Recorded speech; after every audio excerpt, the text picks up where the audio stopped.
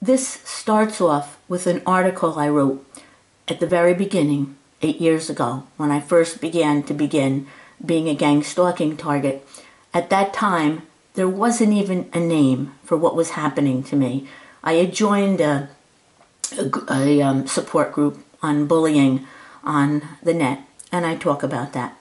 And it ends up with when I came to California and I found the very same thing was happening here. And it ends up with a pamphlet that I used to pass out here in the community to try to tell people what our government was doing. Mobbing. It has been called a form of psychological terror. Mobbing is a word first used by Dr. Heinz Lehmann, a German industrial psychologist, to describe the phenomena whereby a group of people target one individual to try to make him or her leave the workplace.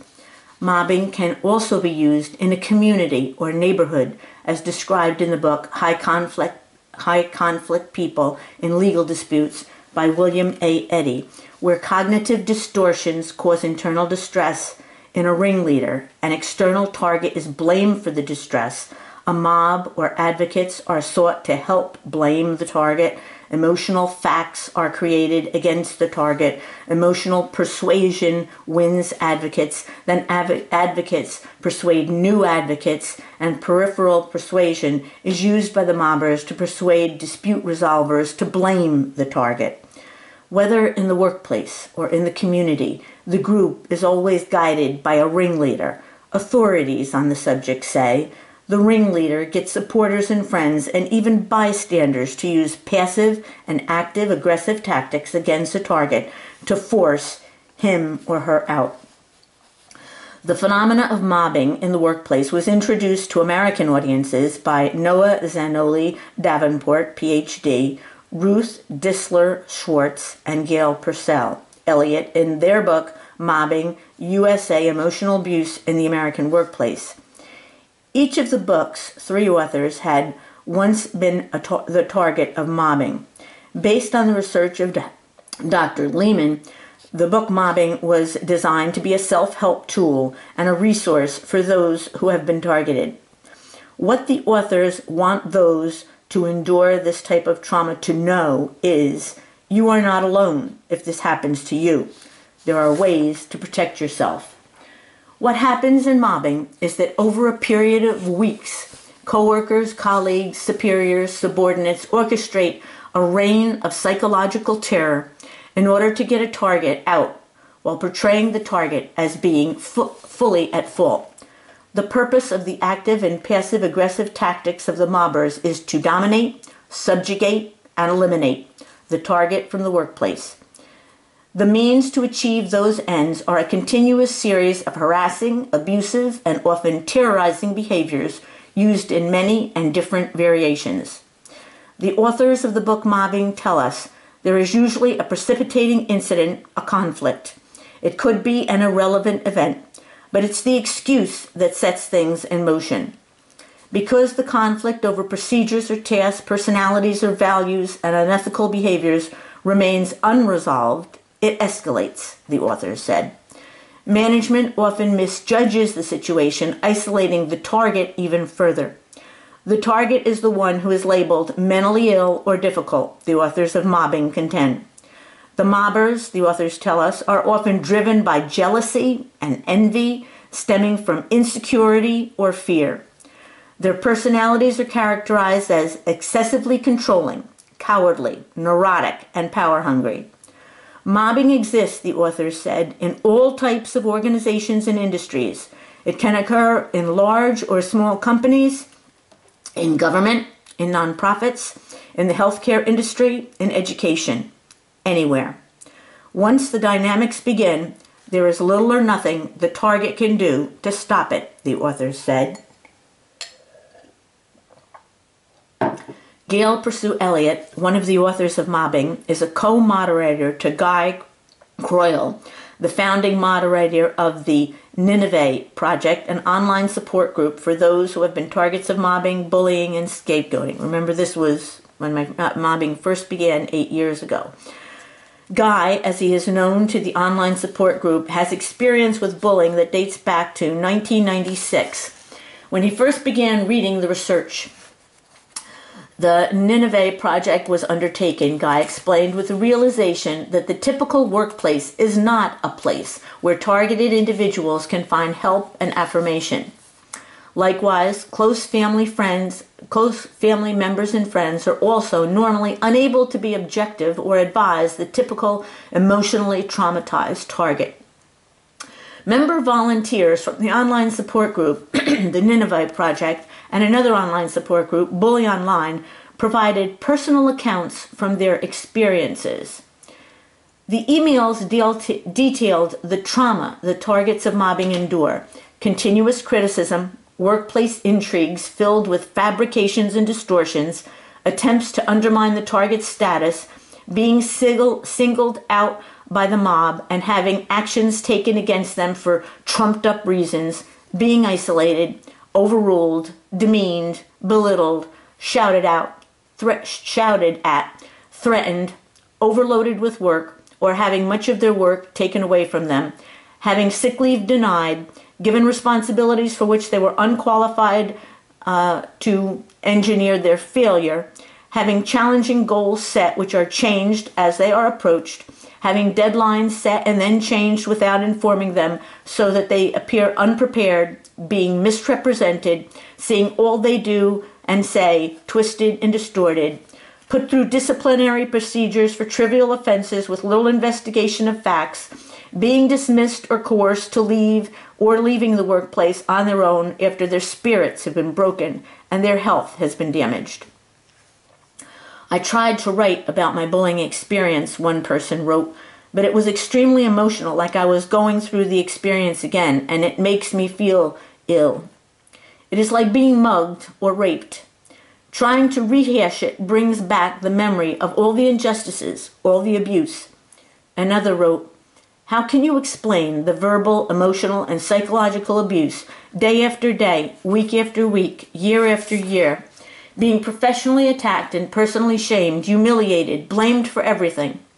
One man said that he can't forget that the night his daughter went out for a walk, to walk a neighbor's dog, and was killed, he might have gone with her had he not been suffering from depression caused by mobbing. "I wonder if those bullies realized what they've done," he wrote. A professor in a college who was the target of mobbing wrote about the comment of a colleague which he thought was telling. "If one person is the target," the colleague had said, "it takes the pressure off everyone else." Bystanders sometimes join in the mobbing for fear, if they don't, the ringleader might target them next. At a spiritual level, Guy Croyle, the moderator of the online support group called the Nineveh Project, said, "We must wonder if we as a society have not somehow lost our moral compass, or worse yet, never had one to begin with. If envy is a factor, as British researcher the late Tim Field and others believe, then this points to a disturbing situation in which people who do behave ethically, those who can hold their own sense of envy in check, for example, are totally shocked to find themselves on the wrong end of others who do not share these same sensitivities. It's quite easy to understand why targets can typically go into bouts of self-doubt and self-blame. The world cannot possibly be this way, they think. It must be something I have done wrong. And that creates a downward emotional spiral that only feeds the problem and keeps the drama rolling along. Let us refrain. Let us agree to refrain from using the word mobbing. We're talking about emotional violence. We're talking about emotional rape, Heinz Lehmann, author of the book on adult mobbing, said. This is the leaflet I passed around when I first came to California and found it's here, too. My mobbing, my gang stalking continued. It's happening all over the United States. It's happening here in San Diego County. It's called organized gang stalking, and there is no law against it. The phenomena was first noted by a German industrial psychologist, Dr. Heinz Lehmann. He noted that a group of people would target an individual to force the individual out of the workplace, and he called what they did mobbing. Authors Noah Zanoli, Ruth Distiller Schwartz, and Gail Purcell have described how it works in their book, Mobbing, USA, Emotional Abuse in the Workplace.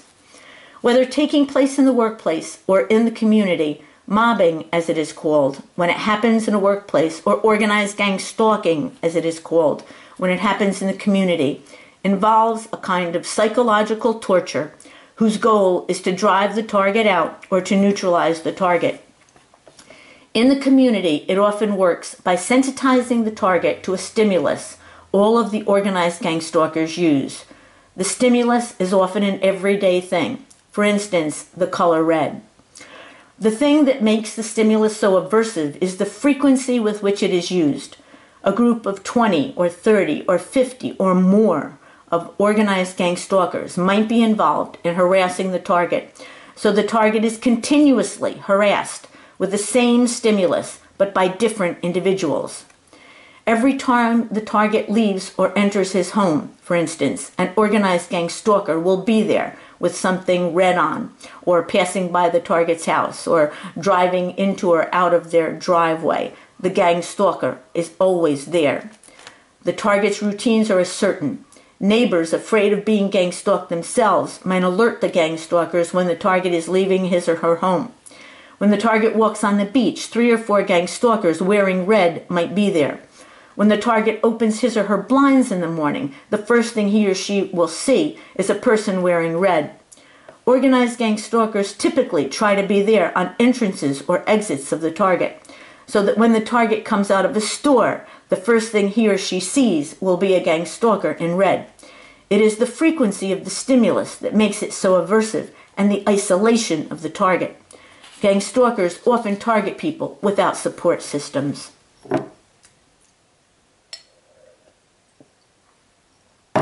The target's property might have trash thrown on it.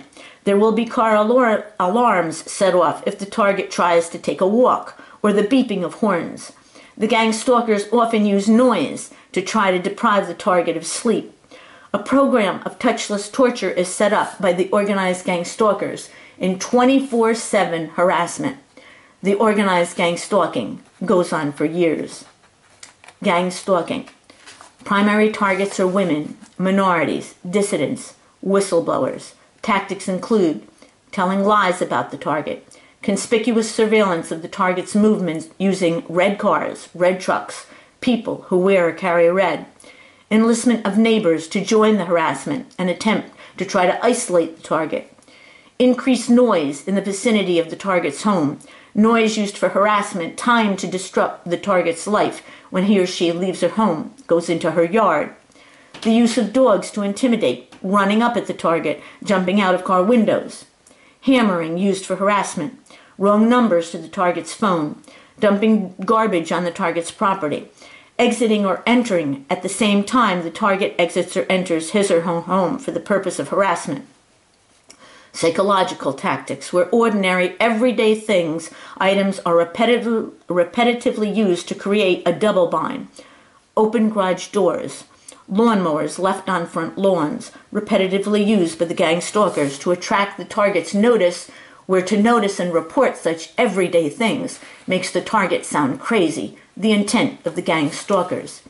Damage to property of the target, honking of horns, vehicles stopping and standing in front of the target's home, especially when he or she enters or exits, shining lights on the target's home. The torture program described. It could start with being reported by a neighbor or a fireman who are part of fusion centers. No due process. No chance to be informed of what has been said against you. The U.S. government has legitimized personal vendettas. The target is put under conspicuous surveillance by police, firemen, and Stasi-like gang stalkers using red cars, red trucks, or who wear or carry red. It starts from the minute the target leaves his or her home. Same time exit entry is the standard gang stalking tactic. You go out, they are going out. They use beeping when you take the dog out, go into your yard. At other times, They set off car alarms or have citizen stalkers use power equipment, leaf blowers, etc. in their yards so that the target experiences a wall of noise if she tries to take a walk. They use dogs jumping out of car windows, let the dogs off their leashes, run up at you, use dogs to intimidate. They use noise to disturb sleep. They use GPS to track you. Red cars are there at intersections, more often in front of you than in back of you. They like to park red cars at the end of parking lots where they are noticed. A gang stalker in red might be there when you exit a store, or a red car or truck will pass just as you exit. A gang stalker might be talking on a phone as they pass you by and say your name to the person they are speaking to. They use children in gang stalking, even preschoolers, teenagers, old people, handicapped people. The Stasi in East Germany also used children. They get neighbors involved in the gang stalking to socially isolate the target and to gang stalk the target when they enter or leave their home, try to take out their garbage, pick up their mail. Let us agree to refrain from using the word mobbing, gang stalking. We are talking about emotional violence. We are talking about emotional rape.